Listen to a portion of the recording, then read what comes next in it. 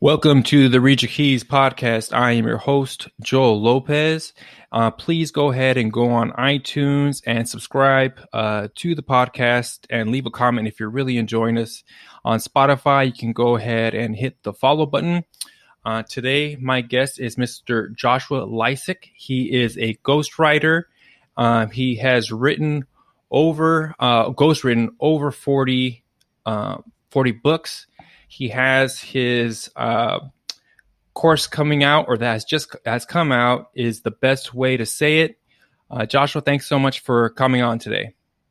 Hey, Joel, I'm stoked to be here with you today. Thanks for having me on. All right, so we have the ghost with the most, but I think we might have the ghostwriter with the most on today. Joshua, how did you get into ghostwriting?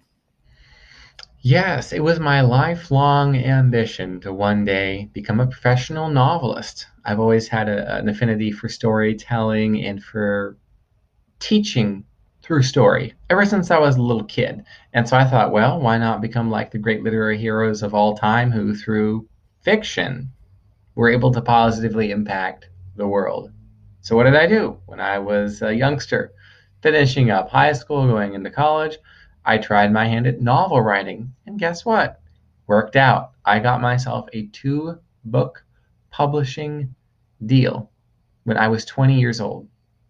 In the process of marketing those 2 books, going to book signings, speaking on panels, interviewing, and giving autograph copies away to fans and readers, a couple of people reached out to me and they said, Joshua, this is a pretty good book. And I don't like to read typically fiction. Yet I was on the edge of my seat. Question for you, Joshua. Can you help me write my book? I wanted to tell my life story for decades, literally decades. And I just never found quite the right person or the right angle to help me do that, simply because I didn't know how to write it. Should it be like an autobiography? Like I was born here, grew up here, and I have these siblings? That sounds boring, but I don't know how to tell it in an interesting way. Mm-hmm. And reading your book, Joshua, made me realize I need to write my story like it's a novel. Can you help me? And I said, okay, fine, sure. And that was about 10 years ago, almost 9.5 years ago, as the time of this recording, Joel. And I've been saying, okay, fine, sure, I'll help you with your book. I've been saying it ever since then. The totals of books I've worked on, I need to update some of the numbers that are out there online, but I'm currently working on my 55th, 56th, and 57th Ghostwritten books right now. And there's a big name, right? You worked on Scott Adams' book as well, correct?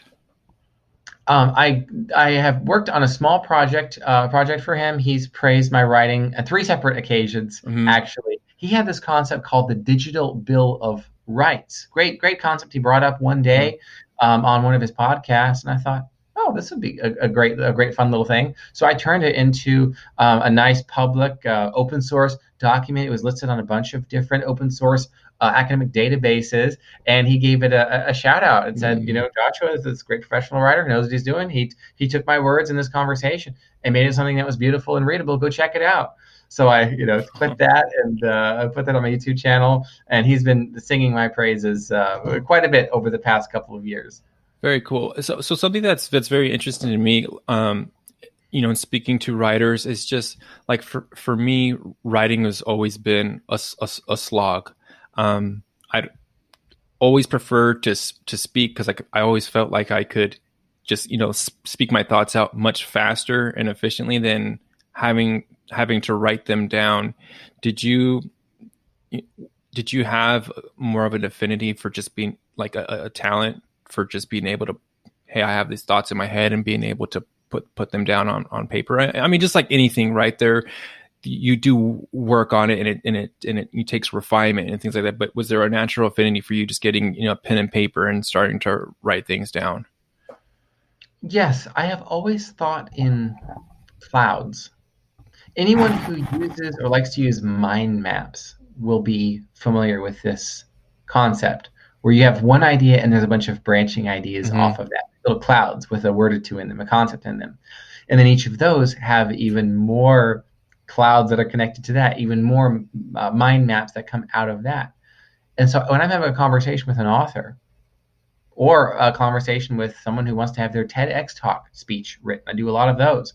Their resume and their cover letter, or their book proposal, they get a traditional book deal, or their LinkedIn profile, or their marketing emails, or their blogs for their businesses website.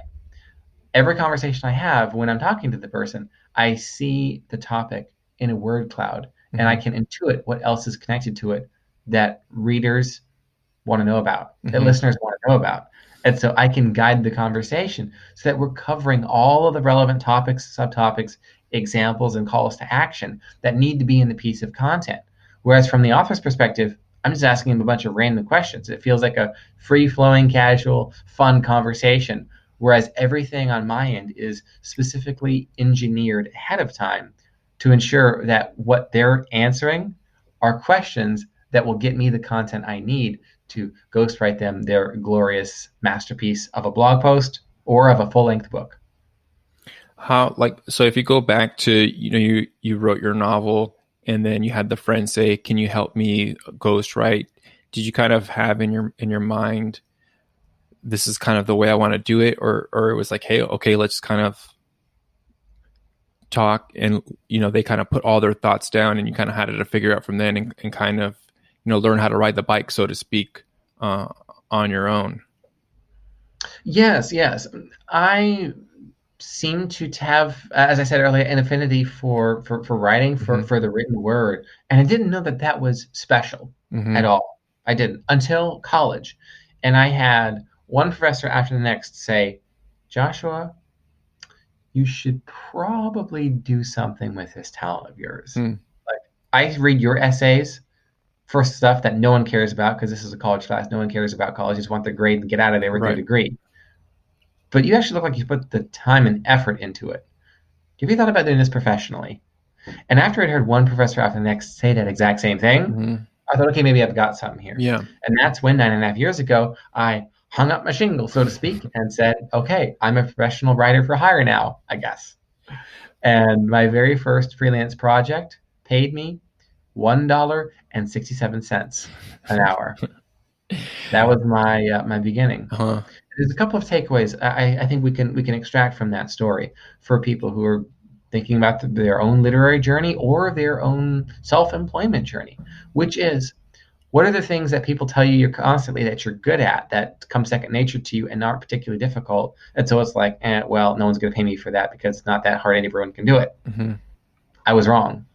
That not everyone, can do it. Yeah. And now I've packaged my own expertise in a system called The Best Way to Say It that over 700 people have gone through. I just got a message today from somebody. Um, he is now using my writing system to write proposals that are getting him $10 million deals.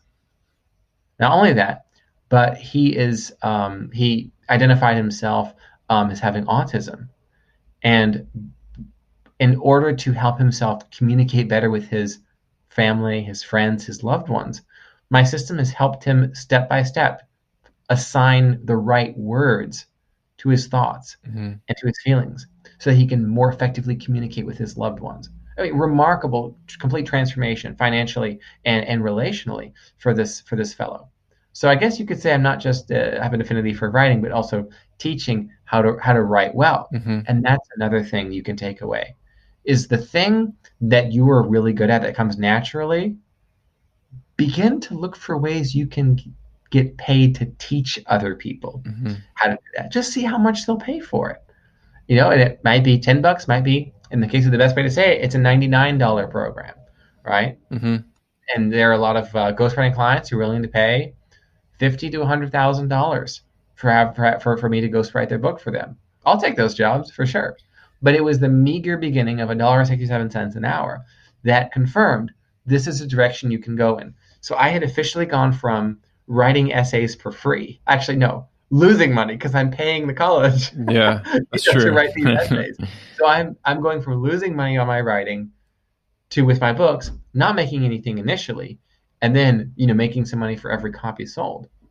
And not only that, but on top of that, in a position where I'm actually getting paid to write for someone else. That $1.67, I tell that story everywhere because that was my green light to keep going? Hmm. Will someone pay $16.70 an Right. hour? Will they pay $167 an hour? Will they pay $1,000 and 600, 1,670 an hour? Like, just keep going and see what can happen here. And so that's been the adventure of my business ever since those very small beginnings.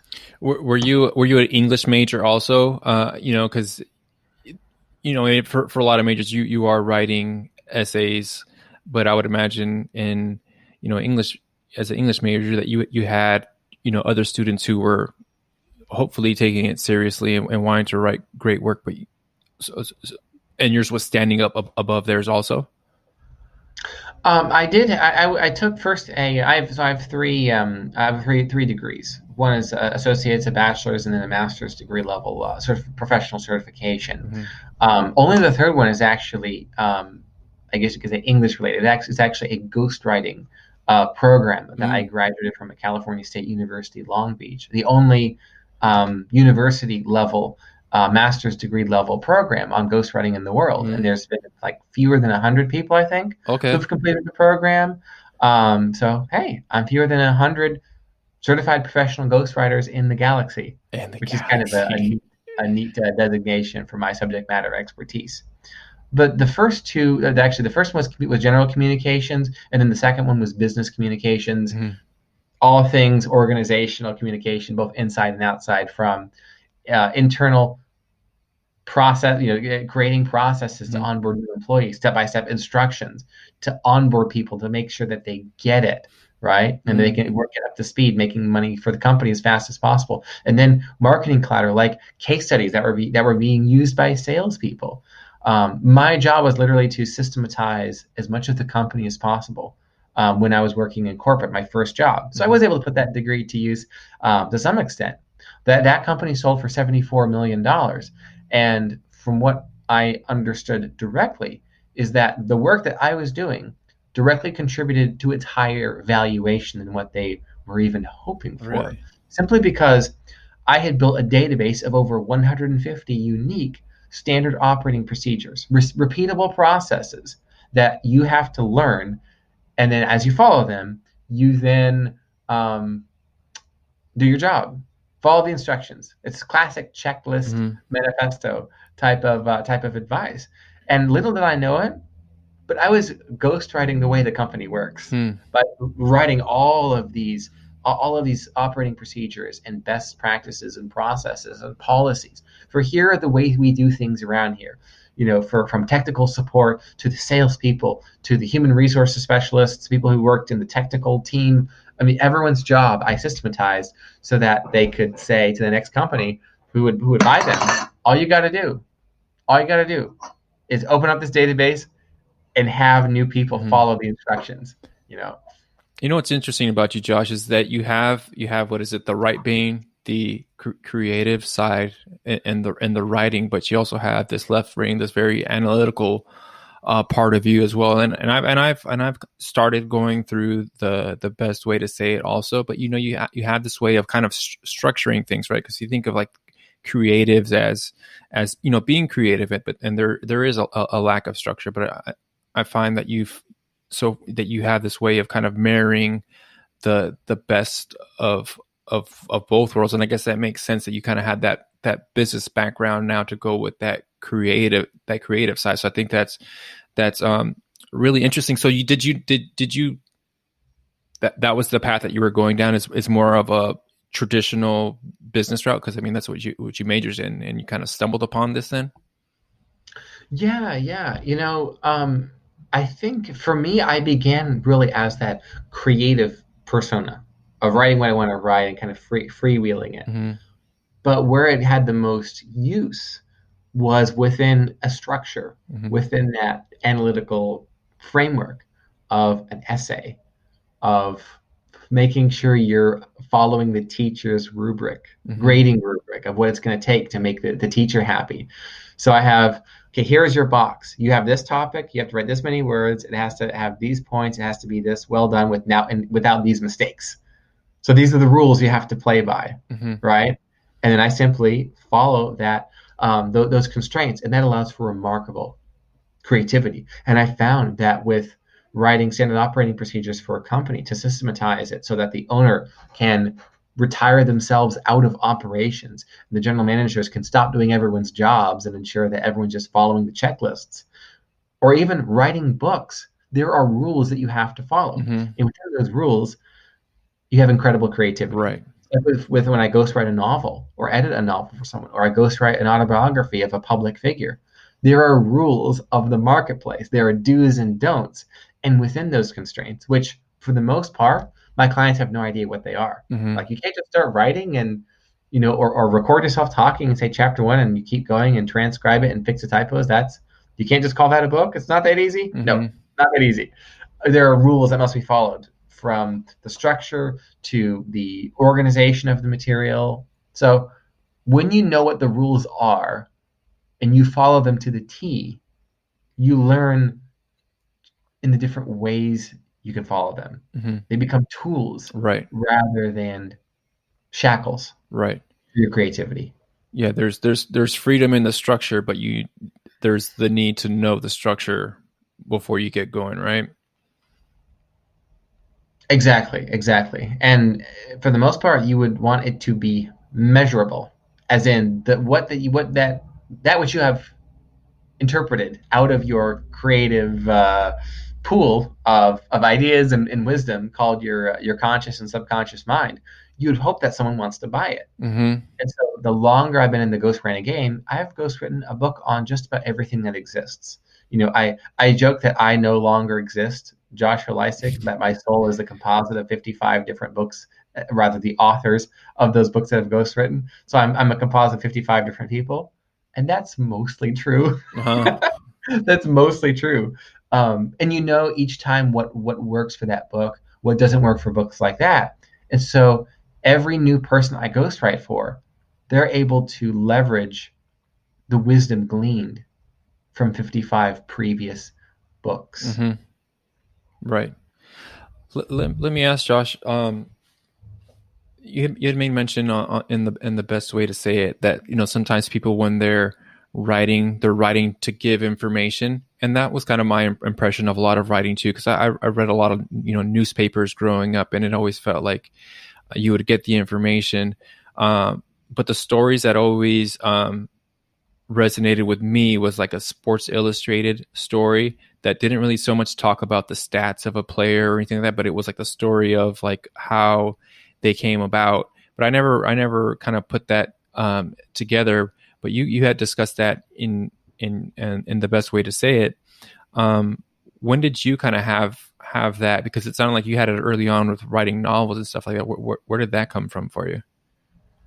I think it was because we had a family library at home, and there were a couple of different fiction and nonfiction pieces I gravitated towards. Hmm. When I was in middle school, being homeschooled and not having a lot of friends and much of a social life, one of the things I found myself doing was scanning the entire Encyclopedia Americana Hmm. volumes, like 26, 27 volumes, A through Z. And that was fun for me. So you learn a little bit about everything, and you gravitate towards different topics. And I always found that I was always very much gravitating towards those entries on individuals who are Hmm. known for adventure into the unknown, or exploration, or discovery. Right. Hmm.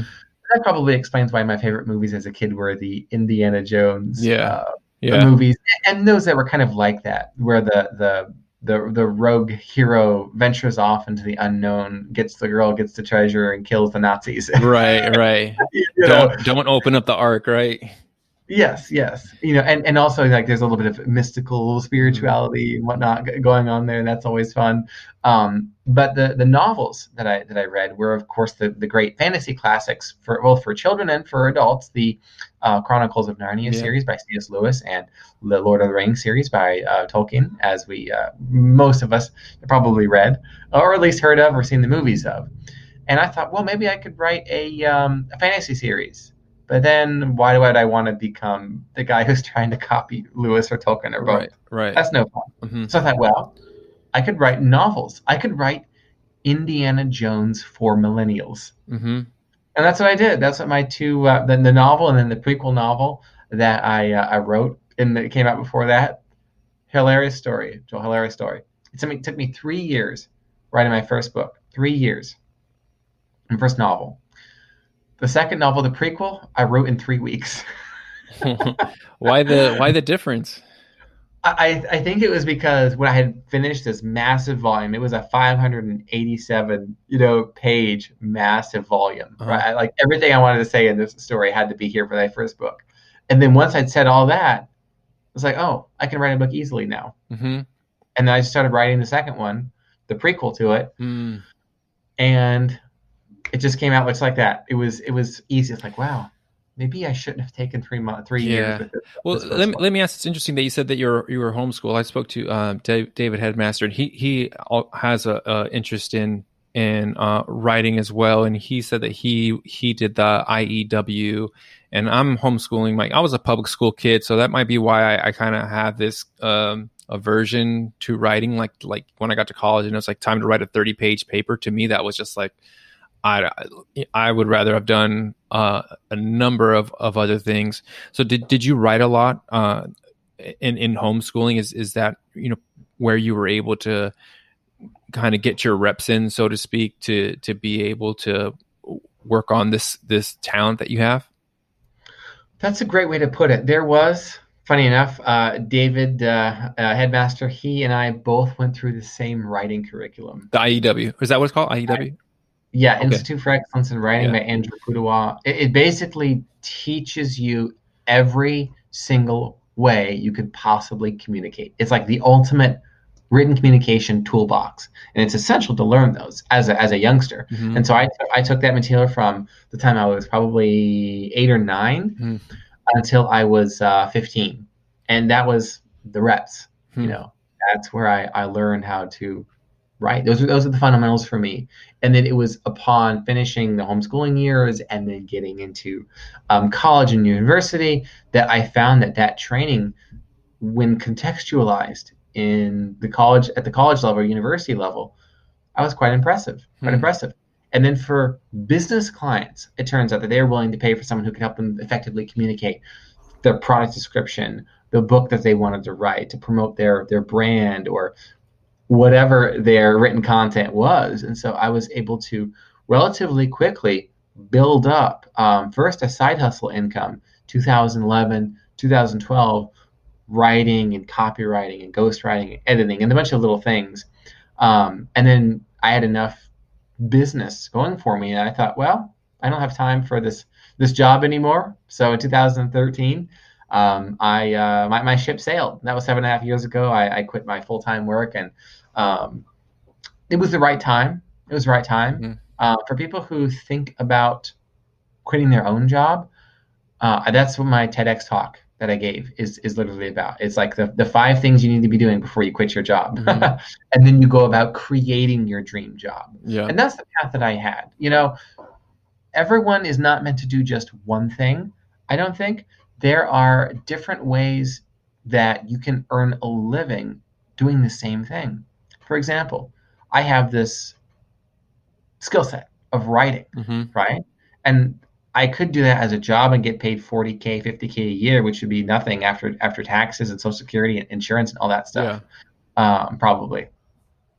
Or, or I could have the best way to say it, which has sold 700 copies at $99 a pop in 3 months.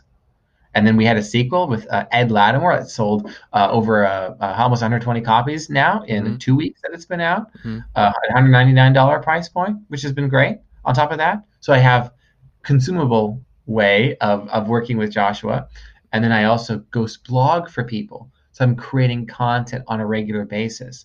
I'm writing books for people. I'm doing all of these different things Hmm. and getting compensated for them. It's kind of a portfolio income, right? Where if you're an investor, you want a bunch of different types of investments. You don't want to just put everything in one stock. Having one job is like having one stock. Yeah. Bad idea. Bad idea. Something bad happens, it's gone. You want to diversify your income. I And read that at a young age when I heard that the average multimillionaire has 10 sources of income. And I thought, well, shoot, I have one. I need to get. How am I Yeah, going I to need get to to get 10? rolling. You know? Yeah. And so my life has been, has been okay. I got to get to 10 different sources of income here. That's my goal. And right now I'm at 4, so I'm like, Hmm. got to get there, got to get there. And then with each of them, there's different ways that they each produce some income. But where this has application for everyone who's watching or for everyone who's listening right now is think about the jobs your skills can get done. This concept is called jobs to be done theory. It's by a guy named Tony Ulwick. He authored um, What Customers Want. And it's his theory that customers buy products and services to get jobs done. Hmm. And they choose the product or service to buy that seems like the best tool to get the job done. So, what my job is as a writer, professional writer, is to communicate here are the different tools I can offer you as clients to help you get your jobs done Hmm. in your life. So, for someone who is an executive or is a consultant or is a coach or is an entrepreneur or is a public figure, and they want to broaden the audience that they have, they want to establish their authority, credibility, and expertise in their domain. That's a job they want to get done. Hmm. It just so happens that writing a book is one of the best tools to get that job done. Well, that kind of gives them a air of authority, right? When they do write a book or something like that in their field of endeavor or their field of expertise, it kind of it's like, hey, I literally wrote a book on this, so you can check it out. So that helps with that. Um, Something that's interesting to me is as me growing up, um, we were gonna, we were told, hey, you go to school, you get good grades, you go to college, and you get a job. So, writing for a skill or writing just to be persuasive wasn't something that I ever really thought about. And for the most part, like I still work a 9 to 5. Like I don't need to write. So when I go onto Twitter, like I really enjoy Twitter because people are exchanging their ideas and they're um, expressing themselves, and it's in a written way, not like Instagram where it's pictures or Facebook. People are latching on to your ideas when they're following you on Twitter, and so for me there was trepidation because I'm very self conscious about my writing, and but Twitter is fun now for me because it's just like, oh, you can kind of say things in any format, but the main thing is that you want to get your point across, and I feel like that's almost a way to kind of like mess around as long as you don't cross certain lines that are going to get you in hot water.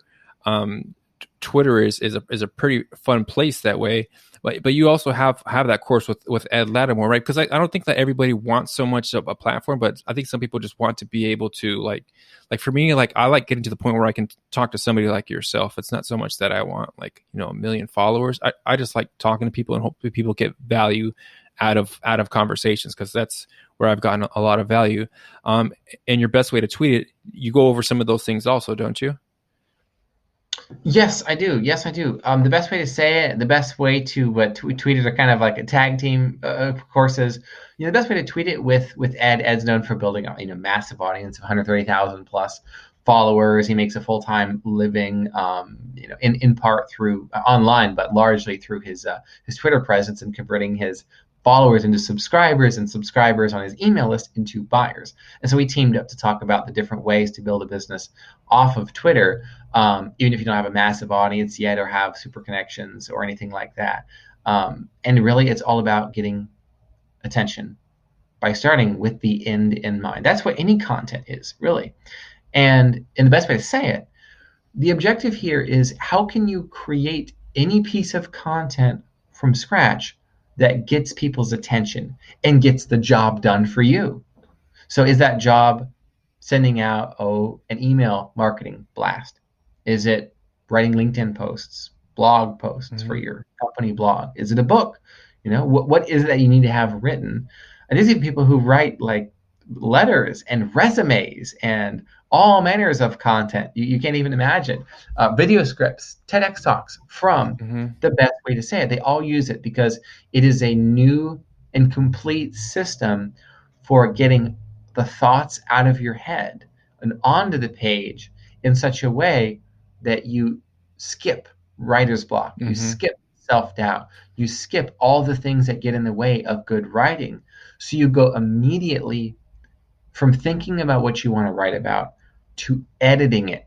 Think about that. Mm-hmm. Everyone says, great writing is actually great editing, and people say, writing, writing is, writing counts, but editing is what really matters. Well, Mm-hmm. then skip the writing part and just go right to the editing. So I have this simple two-step process that gets your thoughts on a topic out onto the page, enables you to restructure them so that they all go in the right order and all of the gaps are filled, and then so that you can just transition very quickly into refining it to become maximally persuasive. I had noticed, I think it was a few days ago that you had mentioned that you were living in an apartment and it was not the best place to go. And I thought, what kind of like guts and skill did you have to go from a place like that to get out of there on your writing skills? Like that's pretty impressive because it's one thing to like, I don't want to like kind of get a job and like and get out that way, right? Because there's ways to do that, but to get it out on your writing chops, that's pretty impressive. How long did that gonna go on where you were in that? Because I think you even made mention that you got out in like just the nick of time. Yeah, yeah. So it was a thread the other day I put out there where I had shared how right around the time that I decided to go solo in 2013. Let's see, it hadn't been quite a year, but I had moved out of my parents, and right when I turned 21, I was like, okay, time to get a move on here. Mm-hmm. I got my own place, and it was close to the company I was working for at the time. There was like a dozen people lived in the house. It was 150 years old. It was bad. It was so drafty. It was like being outside or being on a porch, Mm-hmm. at least living in that old place. It was what I could afford at the time. And as I think back on it, probably the funny part to bring up is I was content. And the reason I was content with that situation for a few months at least, because I knew that I was building towards something. Mm-hmm. I think one of the reasons we make bad decisions when it comes to our career, making moves, starting this, starting that, is because we're discontent and therefore impatient. And then we take shortcuts. Mm-hmm. And everyone knows the joke about when dad says it's time to take a shortcut, you're going to get there an hour later than you Mm-hmm. were if he hadn't taken it. So having a spirit of contentment with your current situation allows you the clarity, the emotional clarity specifically, to make the right decision you need to make. And maybe it's going to actually be one that enables you to do the right thing faster. Mm-hmm. In my case, I was content with my living arrangements because I knew I was building towards something. And I knew that this corporate gig, this 8 to 5 salary thing, was not it for me. But I knew I needed to save up some money, make some smart decisions, build up my side income, get my books done and out there and market them and promote them and put myself out there as a professional writer before the time was right. Mm-hmm. And then the time was right around the time, funny enough, I had just quit. I just quit my job and I was literally living solo. You eat what you kill, so to speak. Mm-hmm. Every entrepreneur at the beginning of their career is a 100% commission salesperson. So I was a salesperson Mm-hmm. whose job was also to fulfill the service. So I wasn't just the front end. I was also the back Right. end. It was Right. even harder. So I had two jobs Right. for every client I had. It was to be the account manager and the service provider for that relationship, which I highly recommend. By the way, is a great way to build your skill set. Right. Is to think of yourself as, my case, I'm not just a ghostwriter. I'm a ghostwriter salesperson. Mm-hmm. I thought to myself, think about that for your profession as well. Those of you listening, you're not just that thing. You're the person who sells that thing. Mm-hmm. In terms of the rickety situation, the owner of the home, one bedroom over, he thought it'd be a great idea after watching the show Weeds to become a drug dealer and open up a grow house in his bedroom. I'm not even kidding. He wanted to put a bunch of stuff at Lowe's, and this is before laws were a little laxer Right. now, and Right. this is serious. I mean, you could get in some trouble nowadays, but it was a serious, serious crime at the time. And what was even funnier is that this roommate of mine and owner of the home thought it'd be a great idea to try to steal the customers from their primary dealer, kind of the Mm-hmm. local drug dealing kingpin in Mm-hmm. the area, by undercutting him on his prices. I thought this cannot end well. And it was the week after I moved out where there was an armed robbery at the house. Mm-hmm. And destroyed his operation, stole pretty much everything inside the house that was there of value. I was the only one who was self-employed who lived there, and I would have been there Yeah. during the armed robbery that had happened. But I had just gotten out to safety. Um, and when you're in that type of situation, yes, there is impatience. But when the time is right, I moved. Mm-hmm. And when the time is right, you move. You don't wait. But when the time is not right, you stay. And that balance is difficult but necessary because we have so many things that we see on social media and Facebook and here and there that make us want to hustle harder, push harder, do Mm-hmm. this, or oh, it's not time yet. I gotta wait because I don't want to launch and look like an idiot. No one wants to hear what I have to say. And there's so many little voices inside of our heads that aren't actually helpful. Yeah. I think there's a lot of wisdom into that, though. It sounds simple, but yeah, when it is time to move, like, because you can get complacent. It's like, okay, this is my time, so it's not time to move. Um, were you having conversations with the homeowner where it was like, oh, he's really doing this thing, and so it's like he didn't. Well, I guess he didn't keep it to himself, right? If he's just growing there in the house, he can't really hide that. Yep, I thought, okay, well, I have my hustle, he has his. Yeah, he's going about this Yep. in a different way. Yeah, I mean, I didn't want to be a part of it, but I had to respect his hustle. Yeah. Just Um, do it without me around. I know we're winding down on time here, Josh, and want to be respectful of that.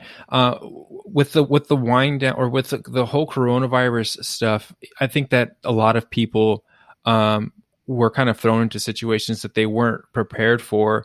Did you see any kind of change in your business now, where it's like people were now like, oh, I got to kind of get on my horse now and get things done? So did you see a increase on your end, or interest on your end for what you were doing, because people kind of got their world turned upside down? Like, I know for myself, like, this kind of opened up new opportunities for me. Like, I wouldn't be doing this normally if I was at the office, or even taking an interest in writing and just seeing the value of it. Did you see like uptick for your services, and more views on your YouTube, because people now are looking at building themselves up and realizing how important writing is? I saw initially a downturn because I had several clients whose businesses were shut down by the state, so everything was shut down, and I was in a bit of a hustle mode Mm-hmm. in March, April, May. I began onboarding new clients because a lot of people sitting at home were like, well, gee, maybe it's time for me to write that book. Maybe it's Mm-hmm. time for me to start putting myself out there. I need content for my blog. I need my LinkedIn profile rewritten. Mm-hmm. And I got quite a few projects to sustain my obligations and meet my responsibilities in my personal and professional life. And not only that, but there were a lot of people who said, Joshua, we really can't afford you right now, but if you had some type of a training program, we could have our writers go through it, our in-house writers. And then I'm like, maybe now it's time to write this course. So, okay. Well, very good. Well, we're going to go ahead and land this bad boy. You can find his name is Joshua Lisec. Last name is spelled Lisec. You can find it on YouTube. He has quite a few YouTube videos talking about ghostwriting. You can find him on Twitter, also at Joshua Lisec. Josh, I just want to say again, thanks so much for coming on. I think there's tremendous value in what you're doing. People have stories to tell, and you're helping people to say it. And not only that, it's the best way to say it, right? That is the best way to say it. I appreciate having me on today, Joel, and you have yourself a Merry Little Christmas. Thanks.